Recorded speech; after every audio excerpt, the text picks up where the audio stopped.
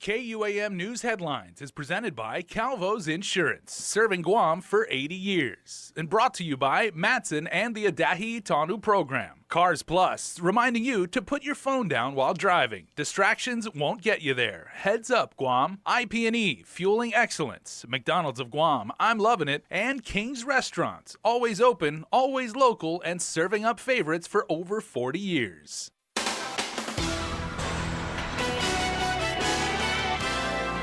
On prime time now, the attorney for Joey Mayor Jesse Blas is requesting for his release. Plus, the Public Safety Vice Chair is hoping to get answers from the Department of Corrections at an upcoming oversight hearing. And the Guam Solid Waste Authority has fallen victim to cyber fraud. Nestor Locanto gives you details on the $276,000 error. Good day and good evening, Guam. I'm Chris Barnett, and our top story: new developments in Joey Mayor Jesse Blas's federal case as his attorney has motioned for his client to be released from pretrial detention. The court committed error by commanding the detention since Mr. Blas's purported danger to the community is not an enumerated reason to allow for his continued imprisonment pending trial. That is stated in the motion filed by defense attorney Joseph Rosano for the revocation of detention order of his client Joey Mayor Jesse Blas. Following his arraignment hearing last week, Magistrates Judge Joaquin Manabusan ordered he be detained based on the U.S. Attorney's argument that he is a danger to the community.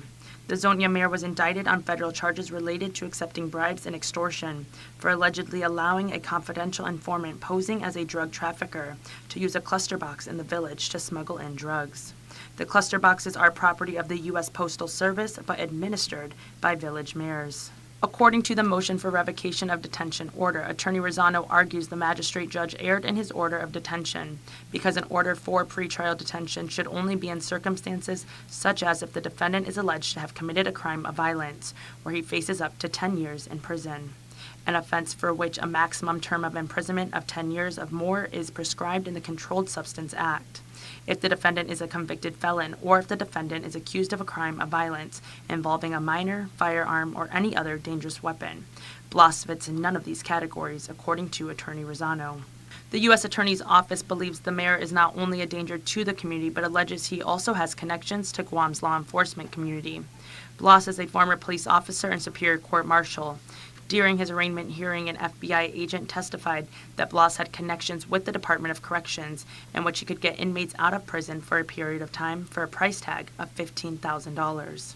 When the judge ordered him to be detained, KUAM learned that he was requested by the feds that he have no contact with DOC Deputy Director Joey Terlahi and Director Samantha Brennan.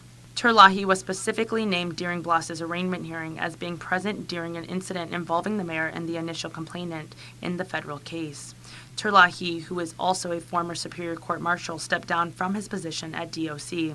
Additionally, during Blas's hearing, the FBI testified about corrupt law enforcement officers.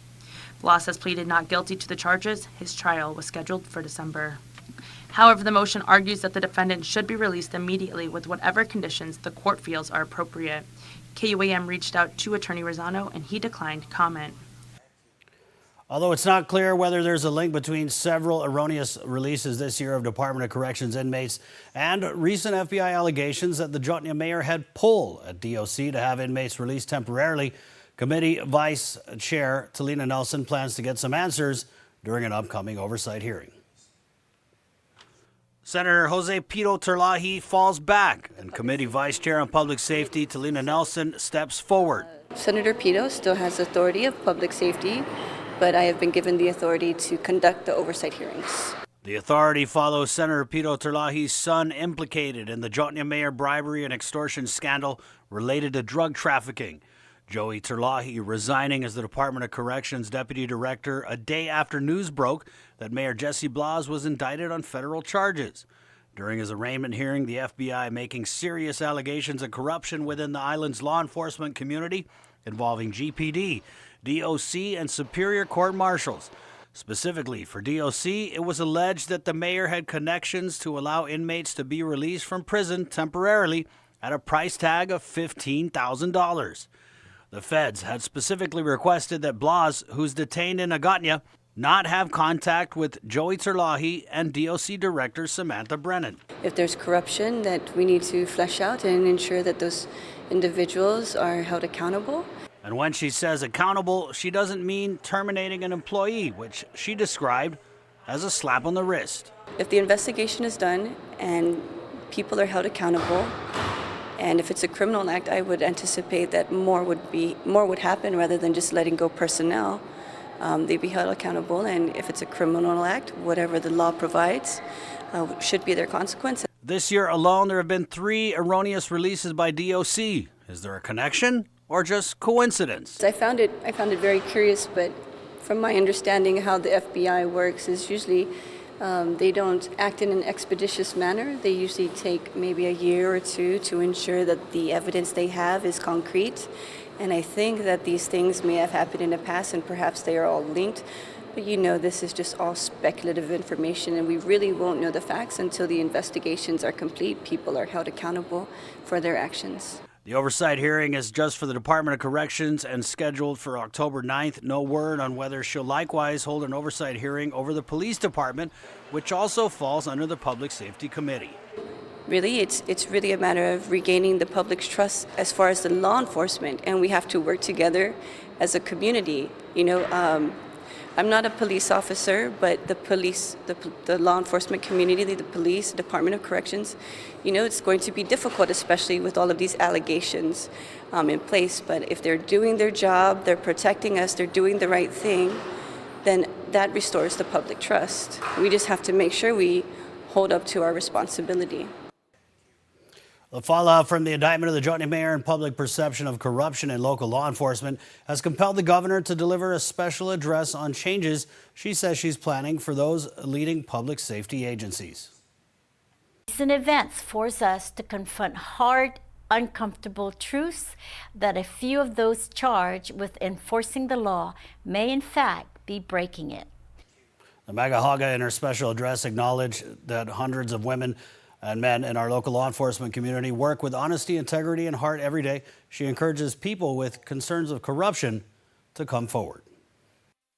For this reason, I am asking the Attorney General of Guam to exercise his existing authority to receive confidential public complaints, to independently investigate and prosecute abuses of power in any agency or branch of government.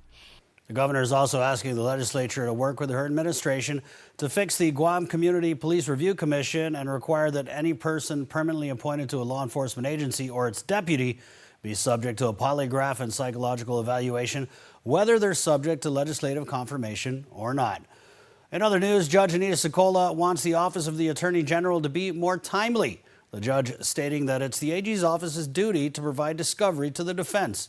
Now, during drug defendant Leighton Bora's hearing this morning, his attorney, Charles McDonald, said he has yet to receive any discovery from the AG's office.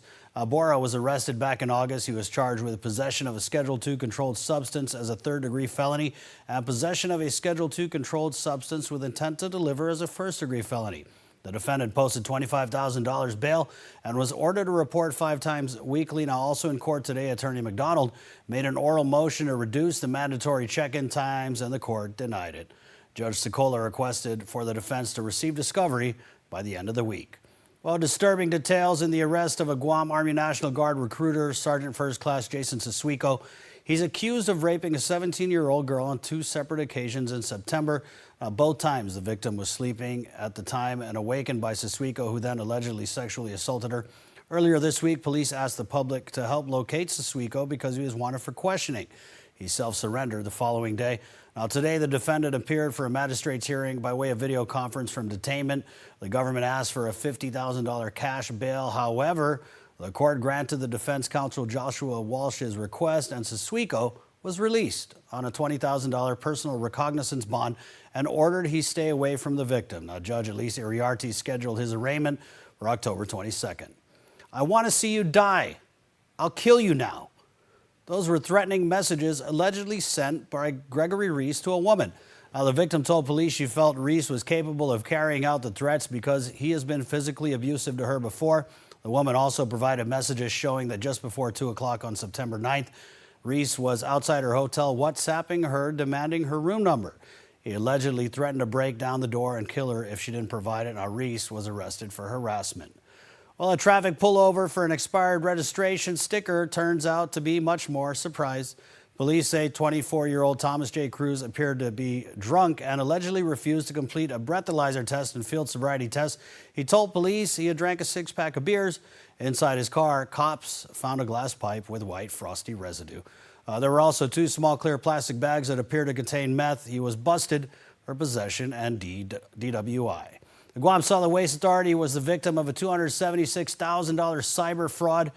Federal authorities are investigating the incident in which cyber thieves were apparently able to hack into GSWA's emails to a key vendor and dupe it into sending them the payment. Our Nestor Lecanto has more in this report. The incident became public when Governor Lou Leon Guerrero released copies of her letter to GSWA Board Chairman Andrew Gale, saying she was deeply troubled by the cyber fraud. We have asked the general manager there to put in, to investigate and audit and to see what other stronger controls that might be placed in, train the employees. GSWA General Manager Larry Gass says the cyber thieves managed to intercept their regular Gmail correspondence and embedded themselves between conversations with vendor Green Group Holdings, the contract operator of the Luzon landfill. So when we would be thinking we're sending an email to the vendor, the third party was getting it. When the vendor would think they're sending emails to us, the third party got it, and they were asking for their payment, and the third party kept saying, oh, it's on the way, it's on the way. And so we didn't find out till a couple of months after it had actually been hijacked. The breach occurred in June, and Gass says they've taken measures to prevent future incidents, including old-fashioned person-to-person contact. By putting the local person who has physical contact with their corporate offices into the loop, then we're able to at least mitigate that from happening again. The incident comes just a few months after GWA's full control was restored over the trash system by District Court Judge Frances Tidinko Gatewood, 11 years after she ordered it into federal receivership. As it turns out, a status hearing is scheduled for next week, and the Attorney General has already filed a report with the court advising her of the incident. Everything has been laid out for the judge, all the actions that we've been taking on not only this incident that occurred with us, but all the actions that we have been taking to continue the operations moving smoothly. Do you think she should be concerned?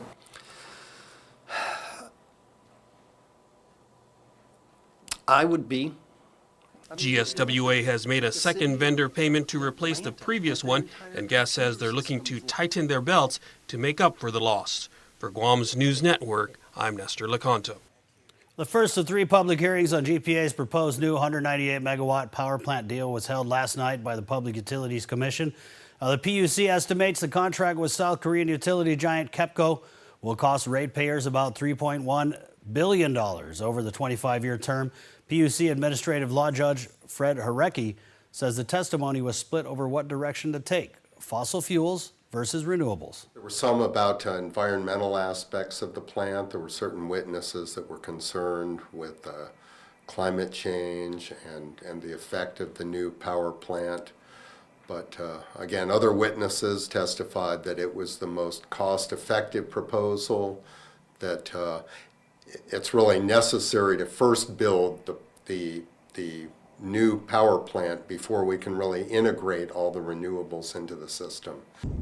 Harecki says there was also divided testimony on the rate impact. The PUC says while it believes the base rate may increase by almost $11 a month for the average customer, GPA says it will be offset by a more than $29 savings in fuel because of the new plant's efficiencies. PUC is not required by law to hold these hearings. We always have felt that it's very important that we get public input, that we understand what the public thinks about these issues, and the PUC definitely does consider that input in its decision-making process. Electric power. Both Harecki and an independent consultant will be hired by the PUC. They're going to make recommendations on GPA's petition. The commission is expected to make a decision at its next meeting on October 31st. Well, 13 students have been expelled from 2 public high schools following the 2 recent riots. According to Guam Department of Education spokeswoman Isa Baza, those students were disciplined according to GDOE rules and regulations. As we've reported, the first riot was at JFK High School in Tumon, and the second and larger scaled riot was at Tizen High School. Well, the governor advises GDOE to share a building with a charter school, but GDOE says it already was. And now that charter school could be the education department's new landlord. Here's more. A strongly worded letter from the governor's office to DOE. The subject, DOE's Building E. The letter chastising the department for not signing a joint lease between Guahan Academy Charter School, DOE, and Adelup. But DOE says the lease would have left them holding the bag and footing the bill for the building's maintenance costs and equipment upkeep, so the department asked for minor changes to be made to that lease in the name of fairness. But instead of a new lease, DOE is getting a new landlord. The governor saying because DOE didn't sign a lease, she is, quote, forced to approve a lease with GWAS only for Building E. DOE Superintendent John Fernandez says, ironically, he was sitting right next to the governor at last night's public meeting on Denge. Governor didn't mention it, and I, out of respect for her, I don't know that she actually maybe read the fine, the details of the letter.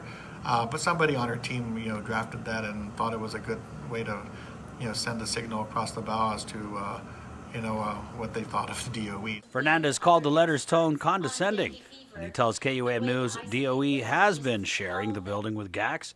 In fact, the charter school is using half of the building right now, just like the governor requested. But the letter said sharing is a vital life skill and implied DOE still had time to apply that life lesson in this instance. Or do they? As it stands, GWAS is going to have its third free GovGuam building. The governor confirming she'll give GWAS control of the building and DOE can sublease from the charter school. Yeah, that's the way it is in that letter. And what of the governor's accusation that DOE wasn't working with GWAS? Far from the truth, Fernandez said.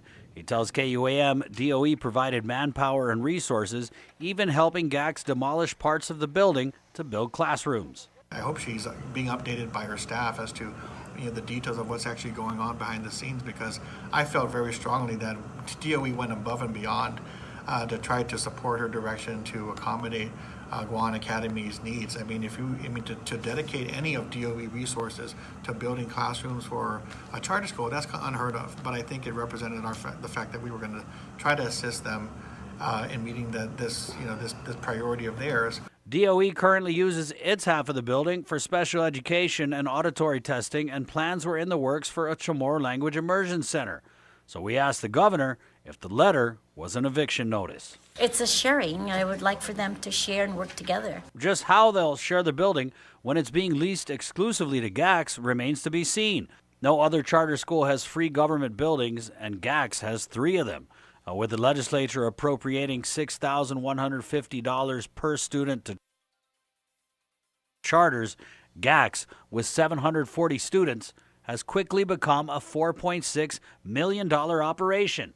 And the charter school business can be a moneymaker since charters don't have to hire certified teachers, librarians, counselors, or pay employees the GovGuam scale. GWAS needs another building because it keeps enrolling students, even if it doesn't have the space to school them, which is why the governor says GWAS needs Building E. I just want them to share, Chris. I do congratulate Guahan Academy. They're obviously pushing for their own interests, and if they're able to get another free building, that shows the effectiveness of their work. The GWAS lobby is strong, with GWAS leadership like former Speaker Judy Wampat and GITA board member Faye Valencia Ovalas, both campaigning heavily for Lou and Josh last year. Meanwhile, Fernandez says he's not quite ready to pack up and move out. For us, those things seem to be on hold and in limbo until we hear from our new landlord, which is the Guahan Academy Charter School. The governor tells KUAM News she leased the building to GWAS because she was concerned GWAS students were facing overcrowding issues that were not a good, conducive environment to learn in. Meanwhile, GWAS legal counsel Jackie Terlahi tells KUAM, quote, "We've made a commitment to share and work with Mr. Fernandez, and if word on the street is that he's being evicted, that is absolutely incorrect." Well, stick around for more news here on Primetime. You're watching KUAM. Get up-to-the-minute news, plus access to alerts, streaming radio, promotions, and more on your mobile device by downloading the KUAM News mobile app, available at the App Store now.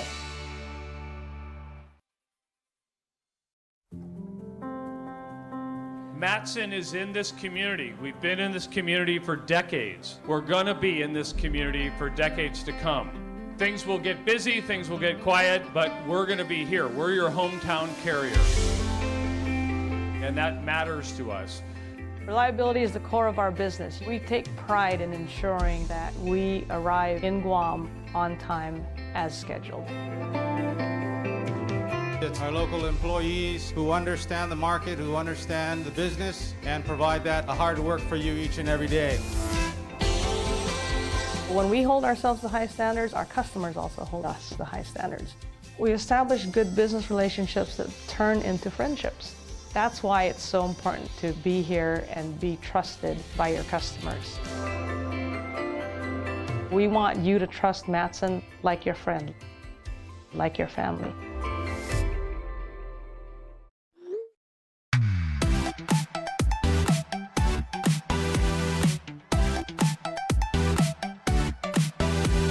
Half the day, I'm in the club.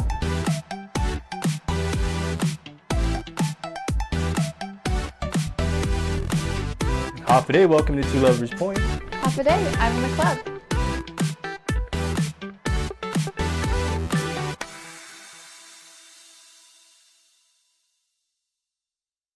Choose, press, play. Check out the latest flicks at home on Docomo Pacific View It On Demand, powered by TiVo. Here's our top picks for the month.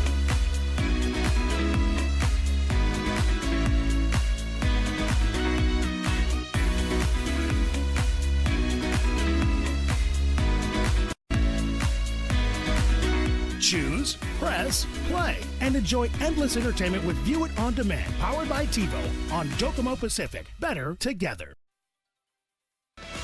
It's a special delivery to your inbox every week with your KUAM News Roundup, program advisories, and promotions. Sign up for the weekly KUAM Digital Digest today on KUAM.com. Welcome back. The expected debate on a local war claims bill failed to materialize in session today.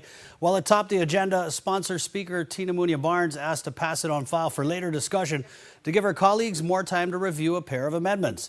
Now, the measure authorizes up to $7.5 million in payments to survivors who've already been vetted by a federal War Reparations Commission.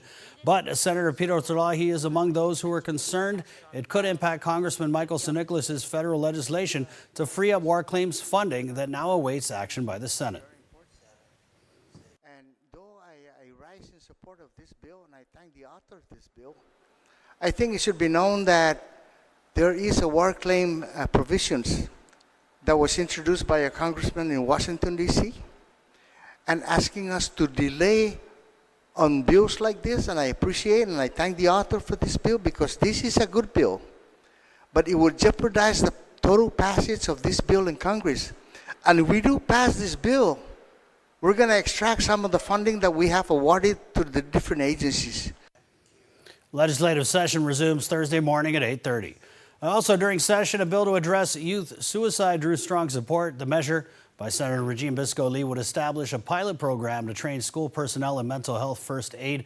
The program is designed to teach laymen to assist with someone who's experiencing anxiety, depression, substance abuse, and suicidal thoughts. Senator Louise Munia spoke in favor of the measure.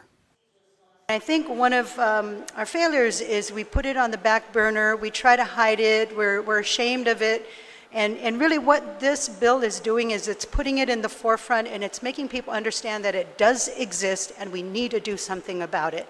The only way we can fail our kids is to pretend it doesn't exist. The bill would appropriate $300,000 to the Guam Behavioral Health and Wellness Center to offer the program to public and private middle and high schools. Well, nearly 10 years in the making, and the Guam Community College is ready to break ground for their new crime lab. Now, there'll be two components to the lab. The backside of the facility will be used by the Guam Police Department for their DNA, and the front of the lab will be GCC classrooms and faculty offices. The two areas are not connected and will be separated by a hallway in between. Now, according to GCC President Mary Okada, it was conversations at a 2010 symposium that sparked this project. Based on those discussions and knowing what is necessary not only for Guam but for the region, knowing that a lot of the evidence is sent off island, we felt that there was a necessary or a connection to the community college in terms of curriculum, in terms of what we do to support training for law enforcement, but then on the backside also for workforce development and of course community service in terms of providing the public with the necessary, or GPD in this case, the necessary tools that they need to have to complete their job. In 2014, the college received a $5 million loan from the USDA for the expansion and renovations. Now, this Friday, October 4th, the college will be holding a groundbreaking ceremony to commence the project. Well, United Airlines plans to increase capacity of flights between Guam and Osaka, Japan. Now, pending government approval, United hopes to start increasing its service to 10 times weekly beginning December 10th. Now, the airline will add 3 late afternoon flights each week of Guam on Tuesdays, Thursdays, and Saturdays through March 2020. United's Asia Pacific's Managing Director for Airport Operations, Sam Shinahara, says they're committed to build demand for travel and increase seat capacity between the two markets. Well, excessive flooding has led to tomorrow's closure of the Infant of Prague Catholic Nursery and Kindergarten in Tayo, Mangilaw. According to a release from the Archdiocese of Agana, staff are working diligently to mitigate the situation. The school is scheduled to reopen on Friday. Well, keep it here. David Delgado is up next with your roundup of local and national sports.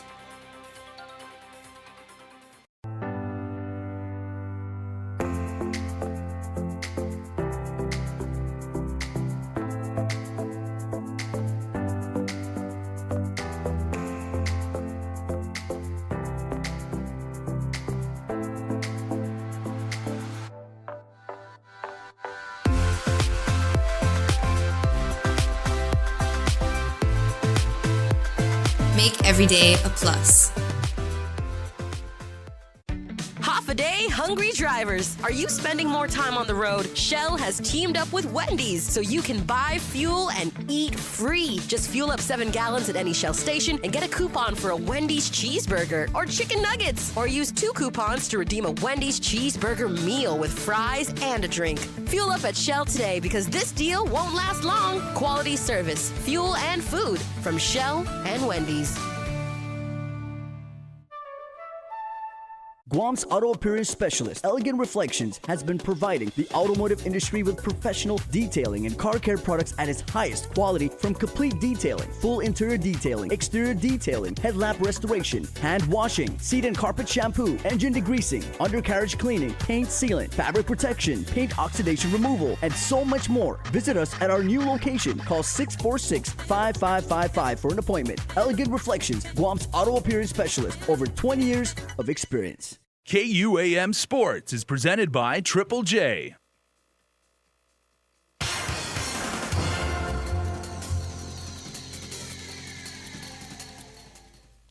What's up, Guam? Dave Delgado here for KUAM Sports. Thanks for watching. In studio, Mike Shinahara, member of Team Guam's wrestling team. You competed at the World Wrestling Championships in Kazakhstan.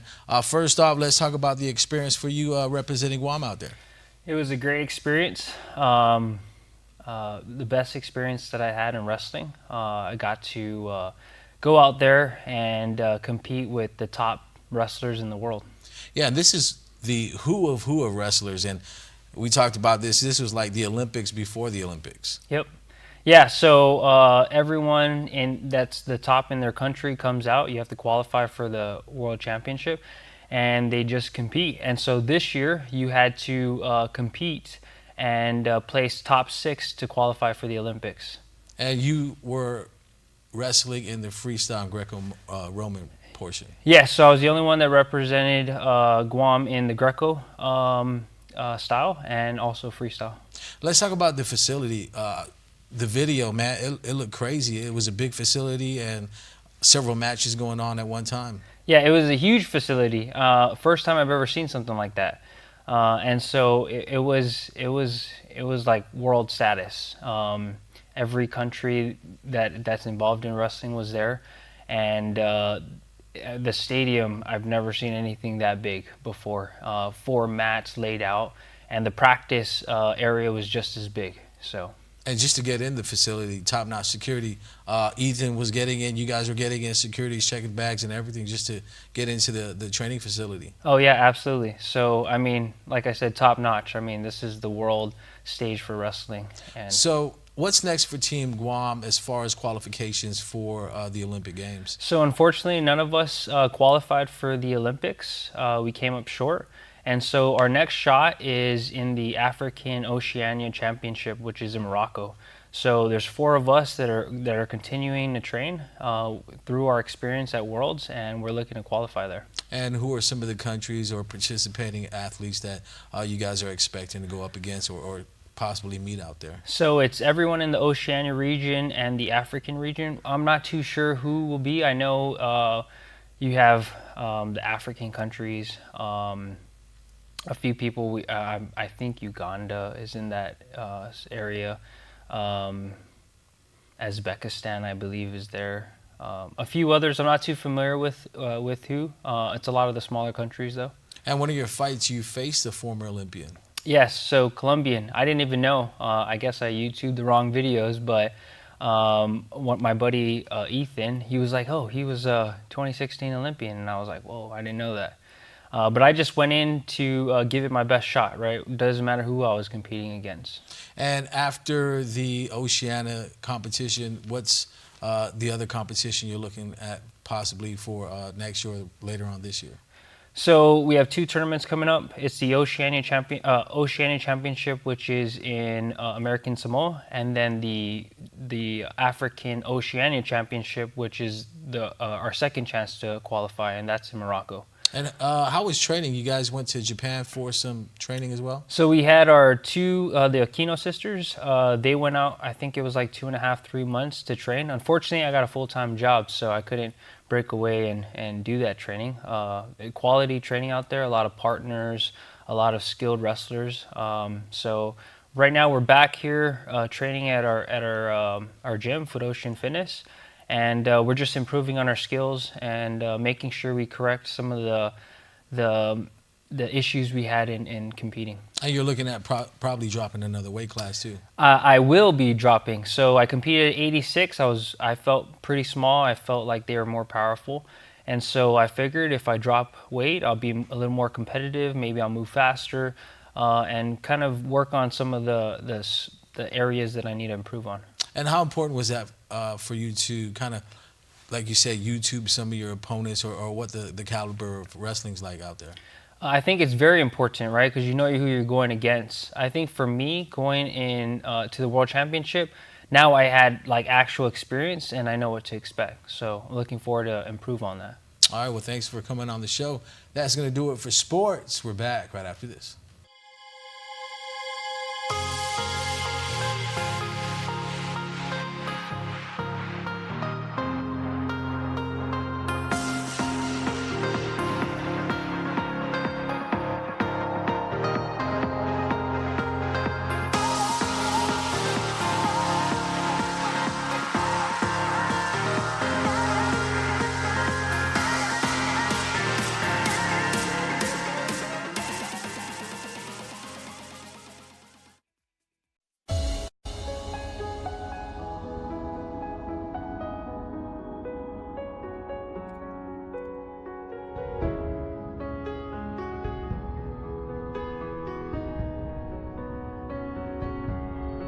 It is the spirit within us, our soul, our essence that drives us to seek a better way, to create beauty and enrich the senses, to inspire fulfilling lives, to be at one with our earth and protect those who we love.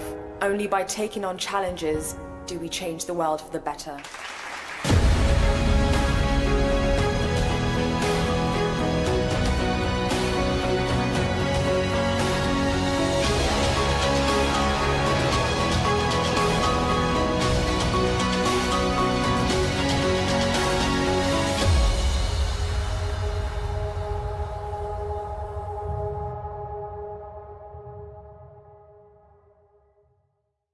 Cheers to WineFest 2019 at Hyatt Regency Guam. Enjoy an evening with wines from around the world on Friday, October 4th as Hyatt Regency's Grand Ballroom transforms into an international vineyard. Doors open at 6:30 p.m. with over 150 wines for your sophisticated palate. General admission tickets are $88 and platinum tickets are $200 and are available at the Hyatt Deli or online at tpiguam.com. Purchase your tickets today. Must be 21 years or older to attend.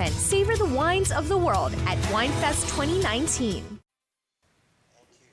And before we close out the news tonight, you know the deal. Our latest round of birthday shout-outs from the Cold Stone Creamery Birthday Club. On this hump day, we are saying happy birthday to Mom, otherwise known as Anne-Therese Guerrero. Thank you for all you do. We love you from all of your kids, and that is a great way to start your birthday. Frankie Borja also has a birthday today, and happy blessed birthday wishes to my son, coming from your entire family.